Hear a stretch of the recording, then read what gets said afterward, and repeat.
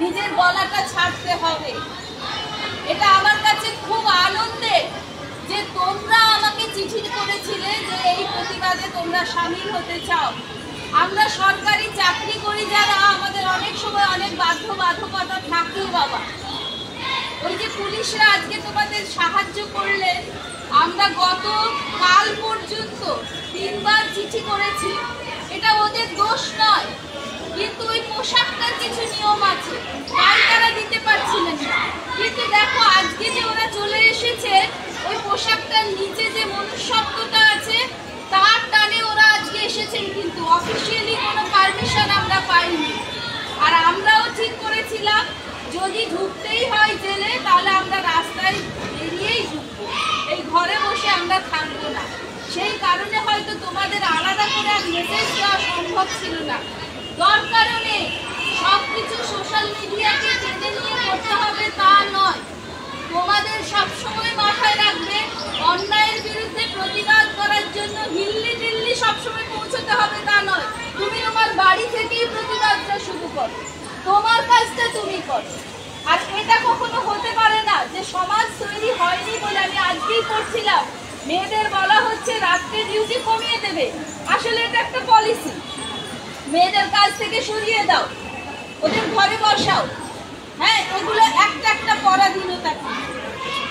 মেয়েরা কোনো পরিবর্তন হবে না। পরিবর্তন যদি করতে হয় তাহলে নিয়মের করো, তাহলে সমাজটাকে বদলাও। মেয়েদের জন্য আলাদা করে রাত্রে ডিউটি থাকবে না, ওরা কাজ করতে পারবে না। ওদের আমরা জানি হয়তো কত হসপিটালে কত আয়ার কাজ করে গরিব মানুষ, তারা রাত্রেই করে, দিনের বেলা হয়তো অন্য কোথাও করে।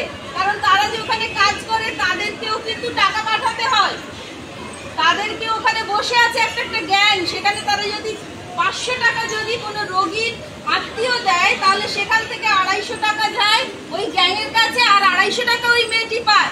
তাই তাকে দিনের বেলা কোথাও না কোথাও কাজ করতে হয়, আর সে রাত্রে তার শরীর নিংড়ে সে ওই রাত্রি জেগে কাজটা করছে তার সন্তানের মুখে দুমুঠো ভাত দেওয়ার জন্য।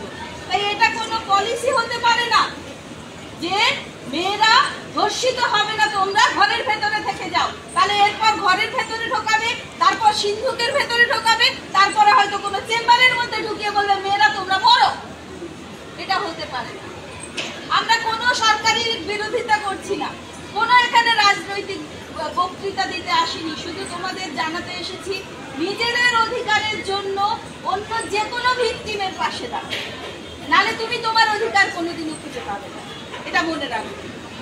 আজ সত্যিই আমরা খুব গর্বিত তোমাদের শিক্ষিকা হতে পেরে, যে তোমরা এটা রিয়েলাইজ করেছো। তোমাদের এখনো 18 বছর হয়নি। আমাকে অনেকে বলছিলেন 18 বছর হয়নি, ওরা ডিসিশন নিচ্ছে। যদি রাষ্ট্র ভেঙে পড়ে তাহলে 18-এর নিচে এসে ডিসিশন নিতে হবে। যদি একটা মেয়ের 12 বছরের বিয়েকে আমরা আটকাতে না পারি, তাহলে একটা মেয়ের 12 বছরের সিদ্ধান্তকে আমাদের মর্যাদা দিতে হবে। নিজেদের কখনো ঠকাবে না, নিজেদেরকে কখনো শোষণ যন্ত্রে তুলে ঠকাবে না। এবং তোমার মতো একটা মেয়ে, সে যাই করুক না কেন, যেই হোক না কেন, তোমার যদি শত্রুপক্ষ পুরো উল্টো দিকেও দাঁড়িয়ে থাকে, তার প্রতি যখন ইনজাস্টিস হবে তখন অবশ্যই রাস্তায় নামবে।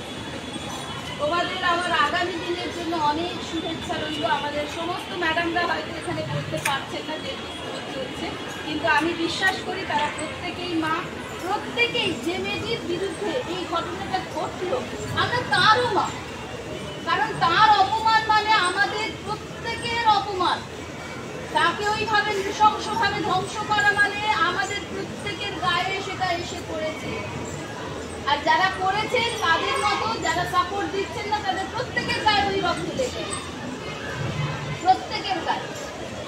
আমাদের সকলের তরফ থেকে তোমাদের জন্য অনেক শুভেচ্ছা রইল।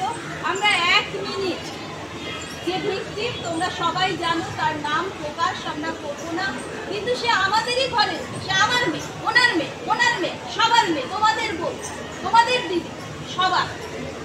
একজন ডাক্তার যখন পরিষেবা দেন তিনি দেখেন না কিন্তু কি ধর্ম, কি জাত, কোন ফ্যামিলি থেকে বিলং করতে, কিচ্ছু দেখে না, সেটা সেবা করতেই এসেছিল।